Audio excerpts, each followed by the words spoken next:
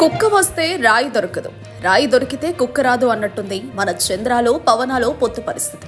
ఇద్దరు పొత్తుల కోసం కూర్చుంటే ఆ లెక్క దొరకదు, కూర్చోకపోతే పొత్తు పొడవదు. ఇలా చేతకా నమ్మకమే చేష్టలెక్కువ అన్నట్టు ఇద్దరు కూర్చుని గంటలు గంటలు చర్చలు చేస్తారు, కానీ ఒక్క సీటు ప్రకటించిన పరిస్థితి నెలకొంది.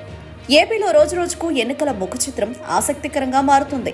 ఓవైపు జగన్ ఎన్నికల ప్రచారాన్ని ముమ్మరం చేశారు.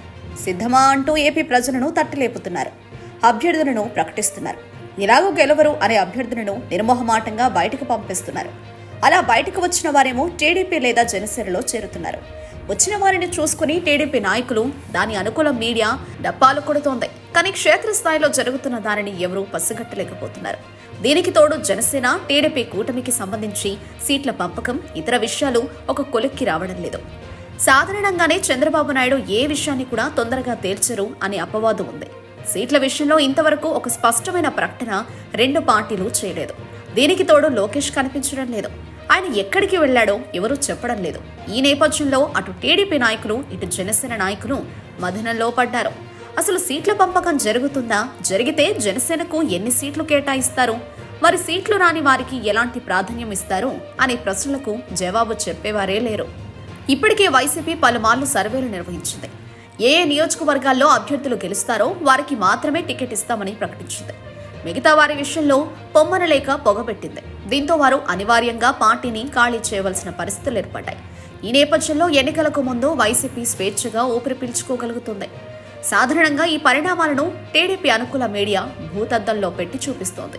కానీ ఎన్నికల్లో ఇలా నిక్కచ్చిగా ఉంటేనే గెలుస్తామనే విషయాన్ని టీడీపీ మీడియా దాచిపెడుతోంది. పొరుగున ఉన్న తెలంగాణలో కేసీఆర్ ఆత్మవిశ్వాసంతో సిట్టింగ్లకు టికెట్లు ఇవ్వడంతో ఏం జరిగిందో జగన్ చూశాడు కాబట్టి అలాంటి ప్రయోగాల జోలికి పోదలుచుకోలేదు. అందువల్లే నియోజకవర్గాలకు అభ్యర్థులను చాలా వరకు మార్చేశారు. పార్లమెంటు స్థానాల విషయంలోనూ ఇదే ధోరణి ఉంటుందని జగన్ చెప్పకనే చెప్పేశారు. ఇక జన్మత్ అనే సర్వే సంస్థ ఏపీలో వైసీపీ మళ్లీ అధికారంలోకి వస్తుందని చెప్పింది. మరి ఈ నేపథ్యంలో పరిస్థితిని తనకు అనుకూలంగా మలుచుకోవడంలో చంద్రబాబు విఫలమవుతున్నారు అనే ఆరోపణలు వినిపిస్తున్నాయి.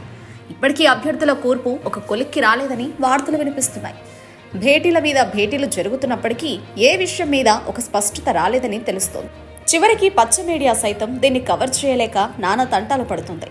ఈ పరిణామాలను జాగ్రత్తగా పరిశీలిస్తున్న ఏపీలోని నాయకులు జనసేన, టీడీపీ కూటమిపై విమర్శలను పెంచారు. చంద్రబాబు కోసం పవన్ కళ్యాణ్ ఎన్నిసార్లు త్యాగం చేస్తారని ప్రశ్నిస్తున్నారు. 2014లో త్యాగం చేస్తే టీడీపీ నాయకులు పవన్ కళ్యాణ్ కు ఎలాంటి సన్మానం చేశారో అందరికీ తెలుసన్నారు. ఇప్పటి ఎన్నికల్లో కేవలం 25 సీట్లు మాత్రమే ఇస్తారని వార్తలు వస్తున్నాయి. అదే జరిగితే చంద్రబాబు మరోసారి పవన్ కళ్యాణ్ మోసం చేసినట్టేనని వారు గుర్తు చేస్తున్నారు. పవన్ కళ్యాణ్ తన రాజకీయ భవిష్యత్తు కోసం జనసేన పార్టీ కార్యకర్తల మనోభావాలను చంద్రబాబు వద్ద తాకట్టు పెడుతున్నారని ఆరోపిస్తున్నారు.